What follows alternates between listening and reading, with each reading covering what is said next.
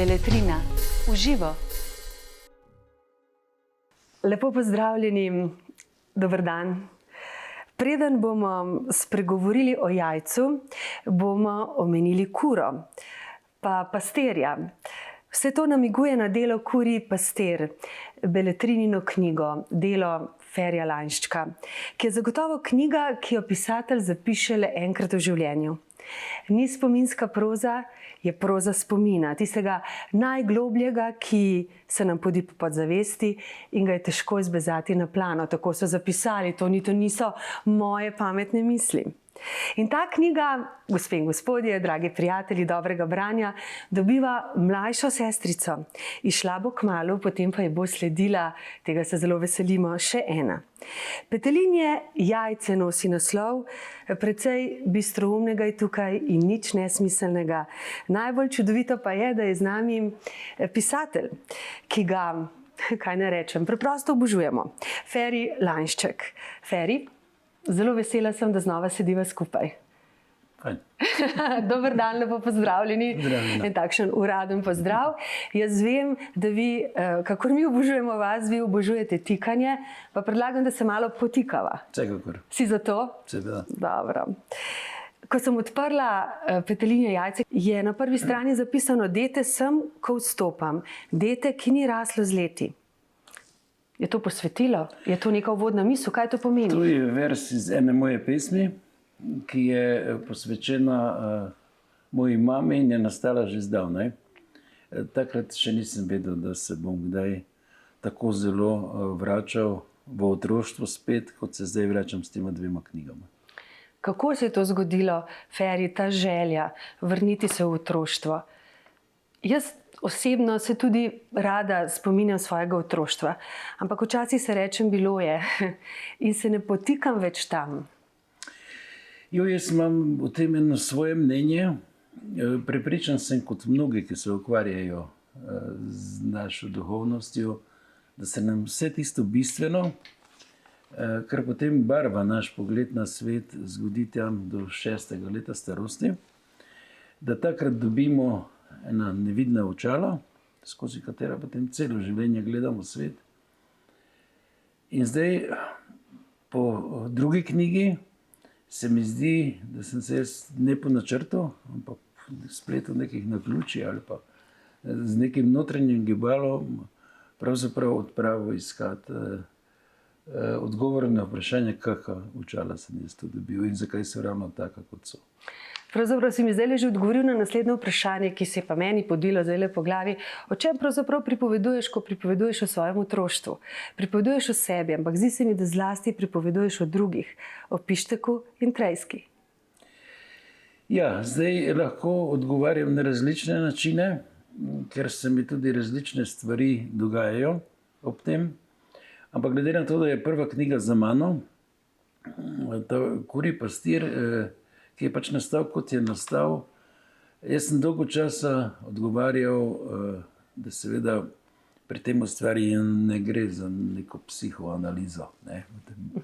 Da ta moj ustvarjalni postopek, ki sem ga tam uporabljal, v bistvu ni psihoanaliza. Potem, ko je roman že dolgo med bralci, sem ugotovil, da seveda je. Ne? In zdaj, če se malo navežem sej, če greš nekako psihoanalizo k nekomu, ne? Recimo, če greš k družinskemu skupaj s partnerico ali pa s partnerjem, potem kaj pravzaprav se tam dogaja? Iščejo se neki vzorci iz otroštva, ne? Vzorci, ki so seveda povzeti, običajno začnejo kar z družinskim deplom. Ne? In zdaj seveda to, kar me sprašuješ v tem romanu, in Pištek in Trejska, in to je moje družinsko deplo. Ne? Tako da zelo težko je pravzaprav ostati v nekem literarnem kontekstu, ko razmišljam nazaj. Ko pa pišem, se mi pa zdi, da vendar ne gre za povsem literarni kontekst. Ne? Ta moja proza, kakršnakoli že je, nastaja skozi neke miselne procese, ki so zelo povezani s spominjanjem, ampak spet lahko okoli obrnem vse, kar počnemo, vsak naš trenutek je povezan s spominjanjem. Ali se tega zavedamo, ali se ne zavedamo. Tako da sem se zelo fino zapletel v to spiralo, ki dejansko je spirala. Druga knjiga nekako zajema že iz tega obdobja, ko se lahko zavestno spominjaš. To so pač tisti prvi spomini, ki jih vsi nosimo s sabo in nekako že sobiva v tej knjigi to, kar sem uspel izbezati iz podzavesti s to svojo metodo in to, česar se res spominjam. Ne? Sebe opisuješ kot drobnega otroka, luškanga fantka, srčkanga dojenčka. Si bil res tak? Tak sem bil, kot sem napisan. To ne moreš v bistvu na nek način vplivati, tu se ne da nič odvzeti in nič dodati. Ker ko pišeš o lastnem otroštvu, ko pišeš o ljudeh, ki so iz tistega otroštva, se preprosto ne da legati in se ne da izmišljati. Ne? Ker ne zamišljam si zdaj, da bi vsem tistim, ki so večinoma že pokojni, hodil tam v tej vasi po grobovih in se jim upravičeval, ne? Da sem se debelo zlegal. To se ne da. Ne? To ne gre, ja, ne gre, res. Vendarle govorite svojo osebno zgodbo, ki pa je umeščena v en kraj, v en čas.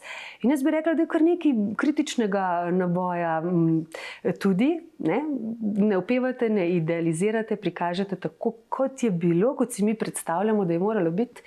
Je ta kritična bodica uperjena proti, bom kar konkretno rekla, malo proti Titu, malo proti takratnemu režimu, v katerem se je, mislim, si vaš oče, pogumen je bil, no? Se tikava, ne? Ja, seveda, tikava se, potikala se bova, tako je vse. Nasploh je v romanih, se mi zdi, bistveno ujeti ob tem, da seveda ujameš nekega duha globine, ne? Če se z Jungom izrazim, je bistveno, da ujameš duh časa. Ne? In zdaj pri romanih iz časa, ko nisi živel, je to neka zelo zahtevna naloga, vsaj meni je bila zmeraj. Ampak tu pa je duh časa na dlani. Ne? To je pa čas, v katerem sem živel. In tudi glede tega je bilo vse res tako. Se pravi, te budice usti, ne, če je tako imenujemo, so pač tam zato, ker so že takrat bile. Oče je imel najrazličnejše težave v življenju, ne?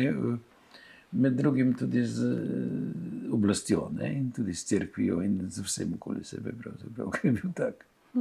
Vašemu očetu, tvojemu očetu je bilo ime Štefan?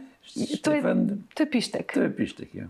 Zanimivo. Ja, to je pač tam, ne, naša prekmurska izgovorjava imen, ne, vsej tega je veliko, tudi Feri, ne, je pravzaprav Franc. Ne. Seveda.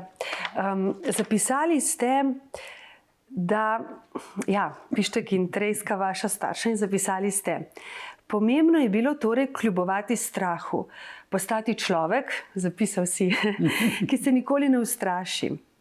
Pištek je bil zame neustrašen, tvoj oče, zvest je bil svoji presoji. Zakaj imam jaz občutek, da nas danes ves čas skušajo strahovati? Takrat pa tudi, sam so bili še taki pokončni ljudje, kot je tvoj oče. Pa ja, sej očitno je v vseh časih tako, da smo ujeti, ne, v najrazličnejše sisteme in v najrazličnejše omejitve, čeprav meni se vendarle zdi, pa zdaj to moram izstopiti iz romana, da je ta čas, v katerem zdaj živimo, izrazito nesvoboden. Ne? Meni se je sicer zdelo takrat, ne vem, v nekdanji Jugoslaviji, v tistem komunističnem oziroma socialističnem režimu, da je to nek res vrhunec nesvobode, ki jo lahko človek doživlja. In potem je seveda prišla ta neka naša osamosvojitev, demokratizacija. In jaz sem živel v iluziji, očitno v iluziji, da sem na poti k svobodi. Ne? Da ko bom star, ko bom zelo star, da bom pravzaprav stal nekje, kjer bo popolna svoboda. Ne? To je bil moj ideal. In zdaj se je seveda zgodilo to, da temu ni tako. ampak da smo zlezli v medsebojne razmerje, v neke sisteme, ki niso samo politični, ki nas popolnoma pravzaprav omejujejo in ki dobivajo tudi vse večje možnosti se pravi, nadzora in tehnološko podprte strategije in taktike nadzora. Tako da v tem smislu je moje življenje na glavo obrnjeno. Ko sem gledal od tam sem, je bilo obzorje vse svetlejše. Zdaj pa, ko si prišel sem, ja, pa gledaš nazaj, pa vidim, da je tam bilo pravzaprav več svetlobe. No in moj oče, po katerem sem vzel ta vzorec, če se zdaj tako rečem, je bil ves iz tega boja za svobodo. Njemu je vse te omejitve, smo šli na živce, je pač spoštoval neke vrednote, te temeljne vrednote, ampak se je tudi po njih ravnal, celo so mu rekli poštenjak, skozi neko ironijo so mu to rekli, ampak ko je pa zadeval ob institucije, ko je zadeval ob sisteme, je bil pa velik borec. Borec in zvest samemu sebi. Ja, tako da jaz bi mu želel ostati zvest, ko psihoanalitično rečem zdaj to. No, seveda pa je tvoja zgodba znova zgodba, kjer se v otroški glavi in potem pri našem branju pojavljajo čudna bitja, čaralice, se reče tako, čaralice, pasjeglavci, škrjanci, ki letajo naokoli, krastače, coprnice. So ta bitja iz otroških glav danes že izginila? Niso. So jih pregnali računalniki, sistemi? Niso jih.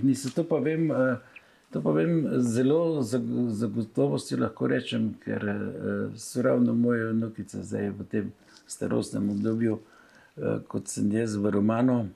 Se pravi, ena je stara 4 leta, ena je stara 7 let. To je to obdobje in jaz sem skušal v tem drugem romanu zajemati iz te tako imenovane otrokove magične faze, ko si svet razlagaš popolnoma drugače, kot v resnici je. In skušal sem ujeti to svojo magično fazo in mislim, da mi jo je uspelo. Da je ta roman poln tega, da je zelo prisotno, tako kot je bilo v mojem življenju prisotno, ampak prisotno je tudi v življenju mojih vnukinj, če spet preskočim. Tako da tega se ne da se pravi, pregnati iz človeka in se ne bo nikoli dalo. Ampak iz nekaterih ljudi pa je vendarle pregnano. Ne, verjetno je samo potlačeno, verjetno je odvzeto, verjetno je ljudje doživljamo zelo različne usode, ampak jaz vendarle mislim, da smo na eni strani lahko v stiku z lastno podzavestjo in da smo na drugi strani lahko v stiku s kolektivno podzavestjo. In prav ta kolektivna podzavest, ki živi v vsakem izmed nas, ali se tega zavedamo ali ne, ali prebujena ali ne prebujena, je to, kar nam zagotavlja. Ne vem, kako naj zelo preprosto razložim, ampak recimo verjamem v pesniško resnico v tem svetu. Pesniška resnica v tem svetu je pravzaprav, zdaj, če si na nek način spet pomagal z Jungom, ravno to. Je iskanje tega duha globine, ki sem ga prej že omenjal. Mislim, da se je z učlovečenjem začelo, da je takrat, ko je nastala prva zgodba, se je začelo potovanje zgodb in da se je skozi pravljice, mite, legende, pa tudi skozi književnost najrazličnejšo, nasploh skozi umetnosti, ta pesniška resnica tihotapi iz časa v čas. In ko se bo nehala, potem bo konec civilizacije. Potem bo mogoče to svet nekih novodobnih barbarov, ki bodo svet zelo hitro do konca uničili. Ampak ne bojim se, ker vem, da v nas z nami to potuje naprej. In recimo velikokrat se pogovarjam z najmlajšimi, od 1. razreda do 9. pa do srednje šole, ker imam veliko teh pogovorov. In tam vidim, da ta pesniška resnica še zmeraj potuje in oni zelo dobro vedo o vrednotah. Ne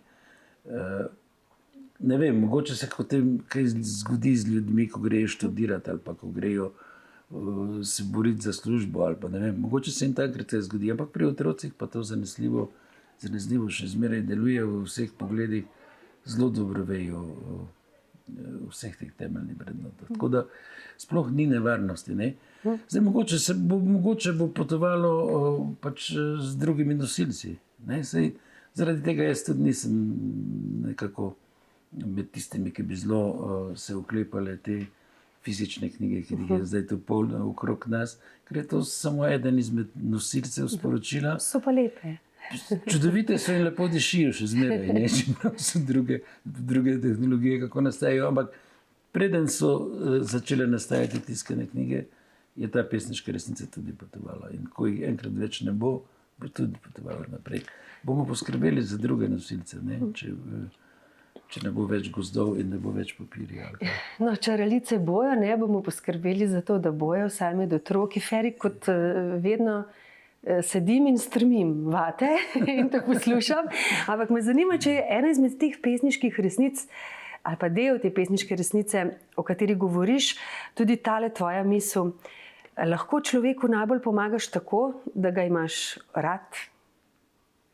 Jaz sem v to zelo prepričan. Ne vem, kdo je to v romanu izrekel. To izreče Rosa, se mi zdi, ciganka. Roza, ja. No, cigani so pač, ne zdaj rečemo sicer Romi, ne, ampak oni so s to prvotnostjo zelo povezani.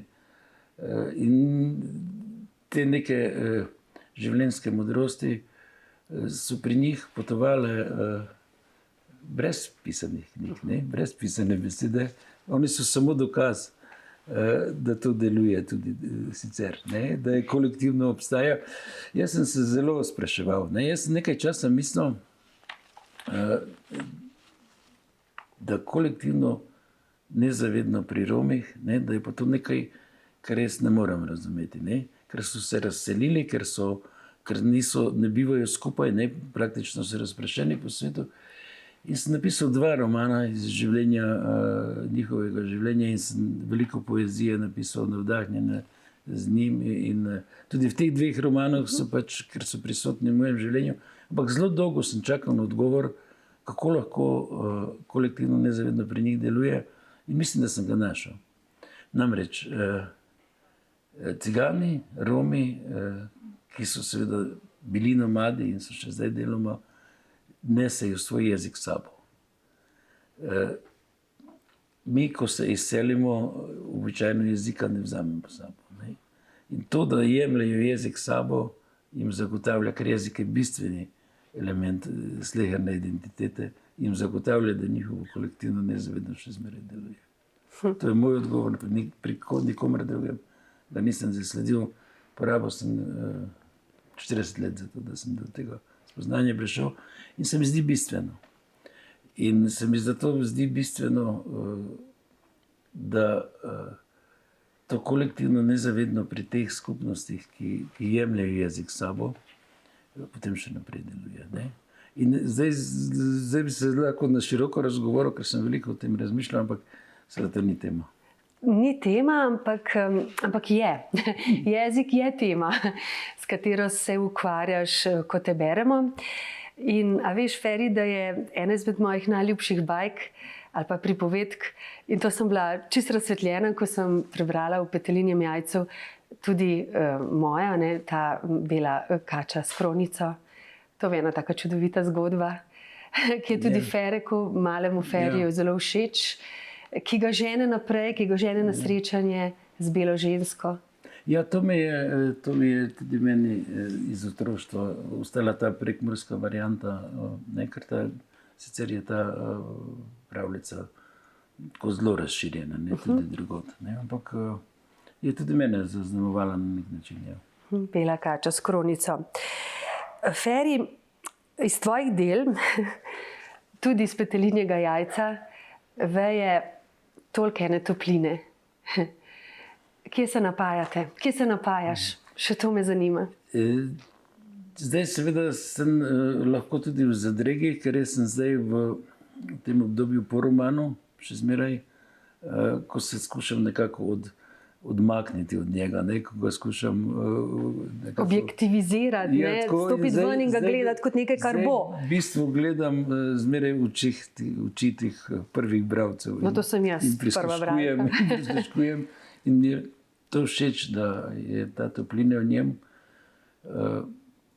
ker veliko obeta. Ne? V tem smislu bo še mnogim verjetno toplo, ko ga bodo brali. Ampak odkot pa prihaja, pa ne vem. Iz nekje globoko, iz teh tvojih besed, oči, duše. Jaz sem se v roman zavila, ne zvečer. Zavila sem se van, zlezla sem v to jajce, ga z veseljem prebrala. Tako da hvala lepa, Feri, znova za tvoj jezik, za tvoj uvid, za tvoje spomine, za tvoje otroštvo. Hvala lepa. Hvala tebi za branje. Za pogovor. Hvala tebi za pisanje in pogovor. Vam pa povabilo, ki prihaja od Ferija, ki prihaja od mene. Zavite se v petelinje jajce, zlezite van. Lepo branje želiva. Hvala lepa. Beletrina. Uživo.